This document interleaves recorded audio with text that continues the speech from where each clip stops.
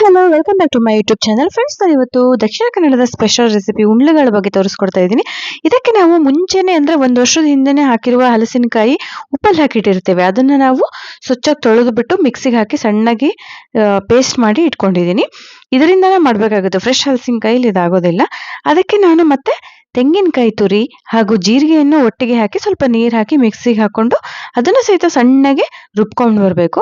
ನಾನು ಮೊದಲೇ ಹೇಳಿರುವ ಹಾಗೆ ಹಲಸಿನಕಾಯಿ ಪೇಸ್ಟ್ ಇರುತ್ತಲ್ವ, ಅದಕ್ಕೆ ರುಬ್ಬಿರುವಂಥ ಕಾಯಿ ಮಿಶ್ರಣವನ್ನು ಹಾಕಬೇಕು. ಹಾಗೆ ಅಕ್ಕಿ ಹಿಟ್ಟು ಅದಕ್ಕೆ ಎಷ್ಟು ಹಿಡಿಸುತ್ತೋ ಅಷ್ಟು ಅಕ್ಕಿ ಹಿಟ್ಟನ್ನು ನಾವು ಹಾಕಿ ಕಲಿಸ್ಬೇಕಾಗುತ್ತೆ.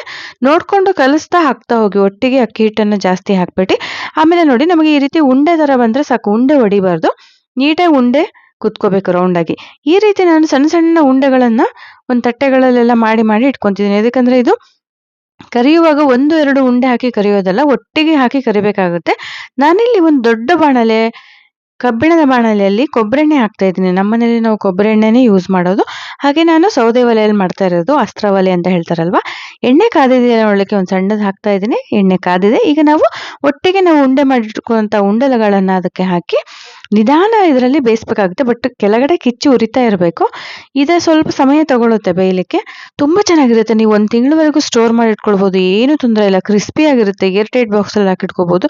ಸ್ನ್ಯಾಕ್ಸಿಗಂತೂ ಹೇಳಿ ಮಾಡಿಸಿದಂಗೆ ಈ ಮಳೆಗಾಲದಲ್ಲಿ ಒಂದು ಟೀ ಅಥವಾ ಕಾಫಿ ಜೊತೆಗೆ ಈ ಉಂಡ್ಲುಗಳು ತಿಂತಾ ಇದ್ರೆ ಅದರ ಮಜಾನೇ ಬೇರೆ ಇರುತ್ತೆ. ನಿಮಗೆ ಟ್ರೈ ಮಾಡಿ ನೋಡಿ. ನಾನು ಹೇಳಿರೋ ರೆಸಿಪಿ ಇಷ್ಟ ಆದರೆ thank you for watching. Please like my video, share and subscribe my YouTube channel. Bell icon click ಮಾಡ್ಕೊಳ್ಳಿ. ನಾವು ಹಾಕೋ ವಿಡಿಯೋ ನೋಟಿಫಿಕೇಶನ್ ನಿಮಗೆ ಬರುತ್ತೆ. ಧನ್ಯವಾದಗಳು.